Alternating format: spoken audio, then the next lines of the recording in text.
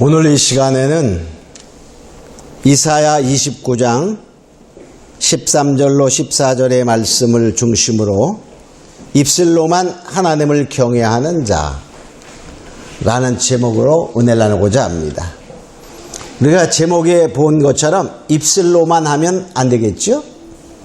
우리가 사랑하는 사람에게도 입술로만 사랑한다 그러면서 이용만 하는 사람들은 진정한 사랑이 아니라 정말 원수에 해당이 되죠. 자, 우리는 하나님도 말씀하셔요. 입술로만 나를 경외하냐? 마음은 내게서 멀리 떠나 있음을 나는 안다. 이렇게 말해. 사람들은 입술로만 사랑한다고 말하는 사람한테도 때로는 우리가 속아요. 왜? 그 마음속을 들여다볼 수 없기 때문이죠. 그러나 하나님은 우리의 심령을 다 통찰하시는 하나님이시기 때문에 우리가 입술로만 말로만 하나님을 사랑한다 하면 하나님이 아신다는 거예요. 자, 그래서 이사야 29장 전체는 보면요, 첫 번째 보면 1절이 이렇게 슬프다 아리엘이여, 슬프다 아리엘이여 이렇게 말해. 즉 아리엘은 이스라엘의 예루살렘을 명칭하는 이름 중에 하나예요. 자, 그런데 이 아리엘은 하나님의 제단 그런 뜻입니다. 근데 그 번제단에 동물을 잡아서 번제물을 잡아서 피를 뿌리면 피가 한 곳으로 모여요. 그 모이는 그 곳을 아리엘이라 그랬어요. 그러면 그것이 나중에 불탈 때 피가 막 불타오릅니다. 그 아리엘에는 예루살렘의 한 암시적인 명칭 중에는 하나님의 심판이, 불타는 심판이 있다는 사실을 암시한다고도 보는. 슬프다 아리엘이여 하는 말은 예루살렘의 고난, 예루살렘의 아픔, 전쟁으로 인한 고난을 이사야가 예고하는 그러한 것입니다. 이 말씀은 북이스라엘이 망하기 좀 전쯤에 예언되었다라고 볼 수 있어요. 북이스라엘이 아수르에게 멸망당하고 약 7년 후에 히스기야 왕 때 아수르 산헤립이라는 왕이 유다를 침공합니다. 유다의 많은 성읍들이 다 함락됐어요. 이제 예루살렘 하나 남았어. 예루살렘 성을 향하여 진격하며 오며 항복하라고 편지를 보냅니다. 나를 당할 자가 없다. 그래서 히스기야가 사정해가지고 성전에 있는 금, 또 자기의 궁전에 있는 기둥의 금까지 다 벗겨가지고 산헤립 왕에게 바칩니다. 조공을 바쳐. 그래서 산헤립이 잠깐 물러갔다가 다시 침공하는 거야. 그래서 이제 히스기야 왕은 나라가 완전히 멸망할 그런 단계에 이르게 됩니다. 자, 그렇게 되었을 때에 어떻게 되냐면 이제 히스기야 왕이 방법이 없어요. 산헤립 왕이 하나님을 조롱하듯이 그렇게 편지를 보내는 그 편지를 하나님의 성전에 놓고 간절히 기도합니다. 그러니까 하나님이 그 기도를 들으셨어요. 그리고 하나님께서 하나님의 사자를 보내 그 밤에 아수르 군대를 몰살시킵니다. 아수르 군대 18만 5천을 다 쳐서 송장이 되었다 이렇게 말해. 그 송장이 되었다는 말은 다 시체가 되었다. 그럼 다 죽었다. 그런 말이에요. 그리고 산헤립 왕은 뒤로 돌아가서 죽게 됩니다. 그 일이 있기 전에 바로 하나님께서 이 예언을 하신 거예요. 근데 바로 그것이 뭐냐? 그 원인이 뭐냐? 그러면 원인이. 여기도 이렇게 계속 말해요. 2절에 내가 필경 너 아리엘을 괴롭게 하리니 내가 슬퍼하고 애곡하며. 자, 하나님이 하신다는 거야. 이 여기 보니까 뭡니까? 아리엘, 즉 예루살렘 성을 괴롭게 한다는 거예요, 하나님이. 근데 그 원인이 뭐냐? 그 원인이 바로 이거예요. 너희가 나에게 입으로는 가까이 하고 입술로는 나를 존경하나 마음은 내게서 멀리 떠났나니 그들이 나를 경외함은 사람의 계명으로 가르침을 받았을 뿐이라. 사람의 계명, 즉 오늘의 흔히 말하면 신학적으로 인본주의예요. 하나님의 말씀을 버리고 사람의 가르침을 따라 너희가 나를 섬기니 너는 나를 경외하는 것이 아니야. 그러므로 이런 일을 예언하는 거예요. 그래서 결과적으로 그 아수르 군대한테 엄청난 고난을 받게 됩니다. 자, 그 또 원인을 좀 더 구체적으로 말하면 이렇게 말해요. 9절에 보면 이렇게 말합니다. 너희는 놀라고 놀라라. 너희는 소경이 되고 소경이 되라. 그들의 취함이 포도주로 인함이 아니며 그들의 비틀거림이 독주로 인함이 아니라. 자, 그 결과적으로 그들은 뭐냐? 소경이 되고 소경이 됐는데, 즉 눈이 어두워졌다는 거예요. 하나님의 말씀에 대해서, 하나님의 계획에 대해서 눈먼 자가 되었다는 건데, 바로 왜 그러냐? 10절에 보니까 이게 말해요. 여호와께서 깊이 잠들게 하는 신을 너희에게 부어주사 너희 눈을 감기셨으니 눈은 선지자요 너의 머리를 덮으셨음이니 머리는 선견자라. 그러니까 하나님이 그 선지자들에게 눈을 감게 했다는 거야. 무슨 걸 보내서? 눈을 여기 보니까 잠기오게 하는, 눈을 눈이 감깁니다. 눈 뜰라 그래도 떠지지 않아. 그럼 앞을 볼 수 없어. 오늘날로 말하면 목사들의 눈을 감긴다 그 말이에요. 그러니까 결과적으로 하나님의 말씀을 깨닫지 못하는 거예요. 그러니까 소경이 됩니다. 결과적으로 지혜자의 지혜가 떠나게 하나님 만들어. 즉 뭐죠? 사람들이 세상에 물들어 살다 보니까 인본주의에 치우치다 보니까 결과적으로 하나님의 말씀에 대한 눈이 감겨서 미래를 못 보는 겁니다. 그런데 여기서 눈을 감기는 신을 보냈는데 무슨 신일까요? 그 신은 하나님이 신일까요? 귀신이야, 귀신. 악신이 오는 거예요, 악신이. 하나님의 허락 속에서 눈을 감기게 하는 그 영적인 눈을 감겨서 소경이 된다는 거예요.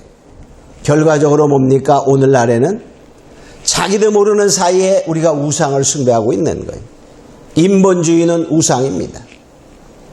하나님의 말씀을 떠나 다른 것을 쫓아가면 하나의 우상과 같아. 자, 첫 번째 우리는 우상이 과연 어떤 것인가를 살펴보면 눈에 보이는 우상이 있고 보이지 않는 우상이 있어요. 보이는 우상은 기독교인이다라는 이름을 가진 사람들은 보이는 우상을 섬기는 사람은 극히 적어요. 어떠면은 눈에 띄지가 않죠. 우리가 뭐 부처를 놓고 절합니까? 그러지 않아요. 그죠? 돌을 보고 나무를 보고 섬깁니까? 그러지 않아요. 자, 그런데 바로 오늘날은 보이지 않는 신을 많이 섬긴다는 거예요. 골로새서 3장 5절에 보면 탐심은 우상숭배라 그랬어요.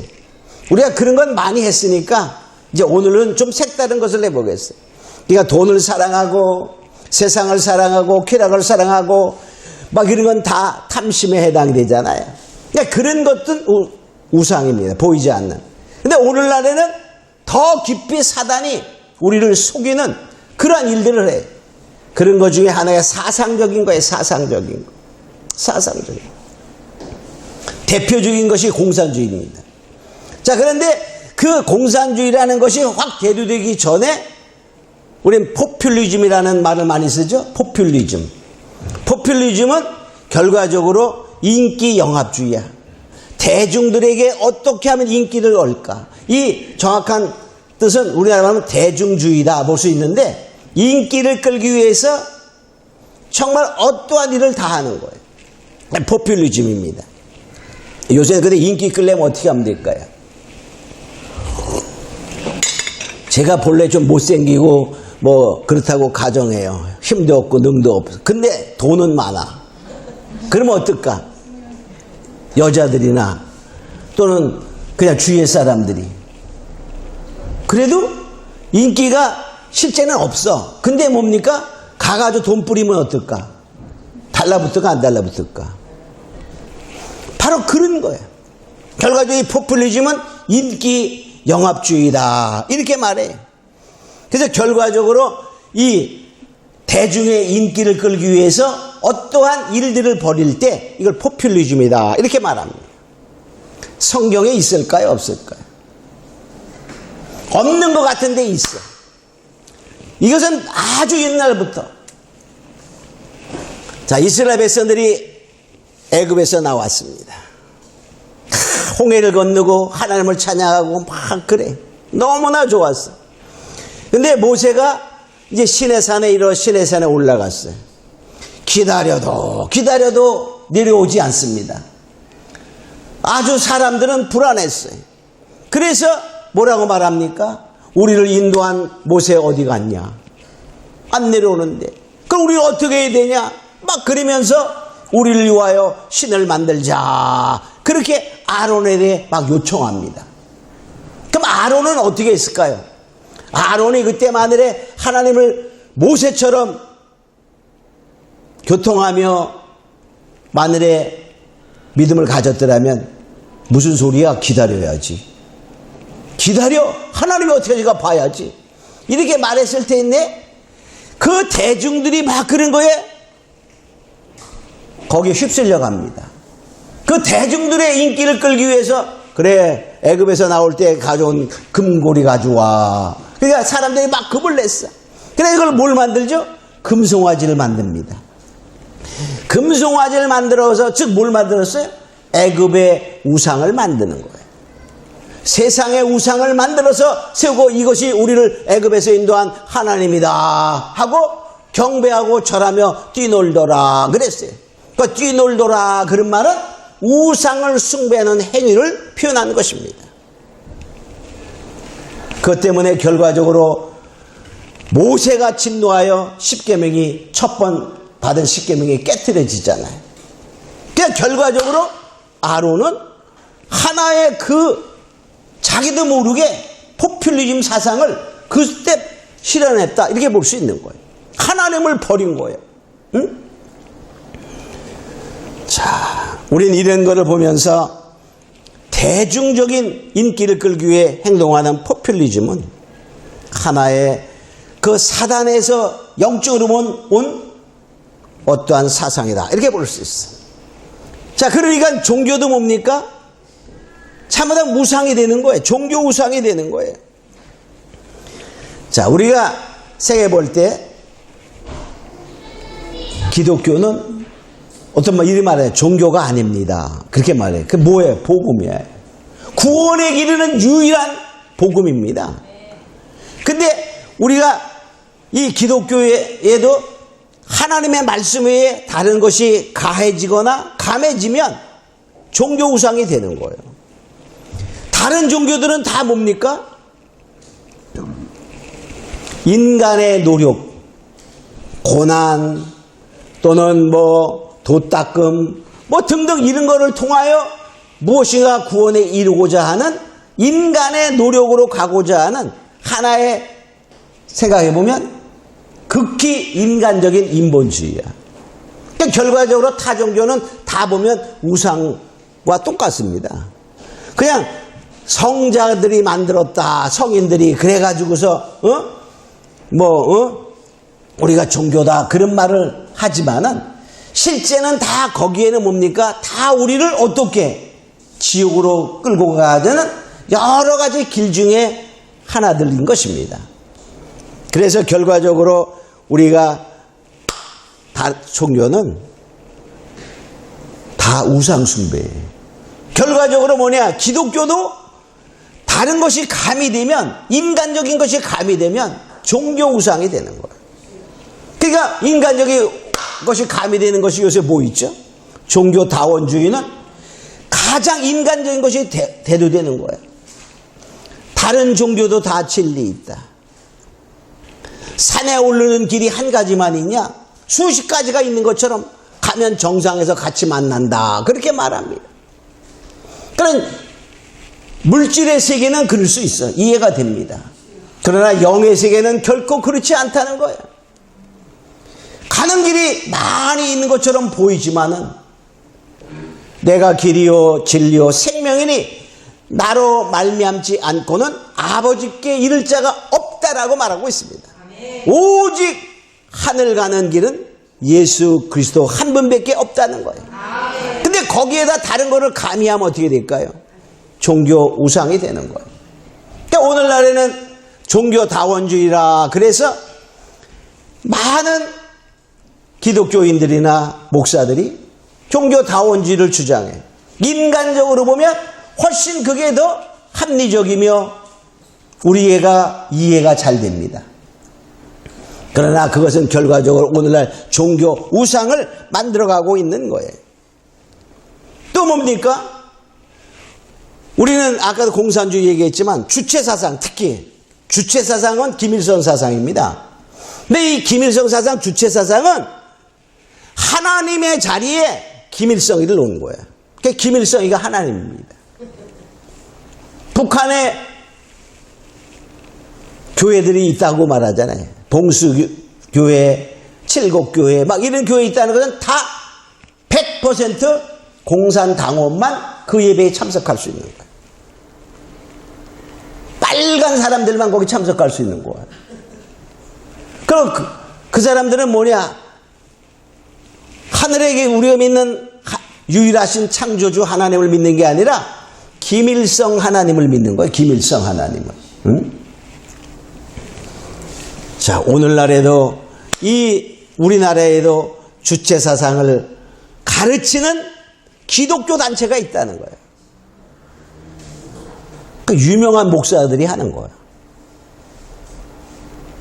그러면 그 사람은 어떤 사람일까요? 입으로는 나를 존경하고 입술로는 나를 존경하고 입으로는 나를 가까이 하면 마음은 멀도다. 그런 말이에요. 오늘날의 한국에 그런 사상들이 많이 세계적으로 한국적으로 그러니까 하나님이 어떨까? 아까도 이스라엘 백성들에게 예루살렘의 멸망을 예고하면서 아수르에 침공하기 오래 전에 이사야 선지자를 통하여 너희들이 입으로는 나를 가까이 하고 입술로 나를 존경하나 마음이 머니 하나님이 징계하겠다 예고했던 그 말씀처럼 실제로 히스기야 왕 14년에 그 일이 일어났잖아요.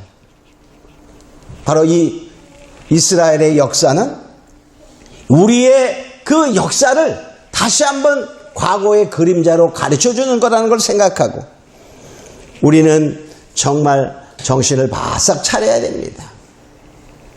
우리도 모르는 사이에 종교 우상을 섬기고 있는지 몰라요. 피트 윌슨이라는 사람이 이런 책을 썼어요. 하나님인가 세상인가 에서 그는 종교 우상을 이렇게 표현했어요. 종교 우상은 러닝머신과 같다. 러닝머신이 뭐죠? 우리가 막 달리기 하는데 집에서도 달리기 하고 체육관에 가면 다 그거 하잖아요. 러닝머신 하잖아요. 그게 무슨 말인가 하면 러닝머신은 달려갑니다. 뭐 10km 첫 번에는 뭐 약해서 막 달리기를 해. 근데도 아무리 달려도 어떻게 땀을 질질 흘리면서 여러 시간 동안 아무리 달려도 제자리에 있는 거야. 나갈 수가 없어. 종교 우상은 아무리 열심히 힘쓰고 애쓰고 믿는다 해도 하나님께 다가갈 수 없다는 사실입니다.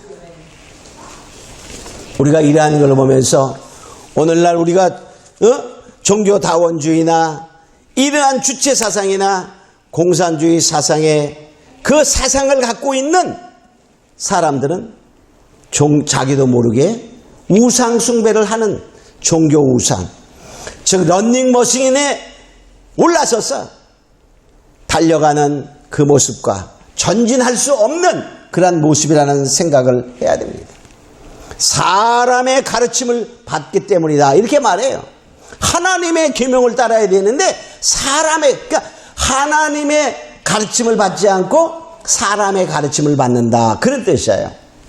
이 말이 또 언제 나오냐면 마가복음 7장에 보면 바리새인과 서기관들이 예수님에게 와서 따지듯이 묻습니다. 왜 당신의 제자들은 장로들의 유전을 지키지 않습니까? 라고 물을 때 바로 요 말씀을 하셔요. 마가복음 7장 8절 9절에 보면 너희가 하나님의 계명은 버리고 사람의 유전을 지키느니라. 너희가 너희 유전을 지키려고 하나님의 계명을 잘 저버리는도다. 너희가 하나님의 계명을 버리고 사람의 계명을 지켜가고 있구나. 이렇게 말해. 지금 만일에 예수님이 우리에게 말씀하신다면 뭐라고 말할까요? 생각해봐요. 종교다원주의 또는 세계 교회가 세계 종교가 하나 되자 이러면서 하는 운동가들이 있어요. 다 유명한 목사들이야. 내노라 하는 목사들입니다. 권세와 능력과 힘 있는 돈 있는 그런 목사들입니다.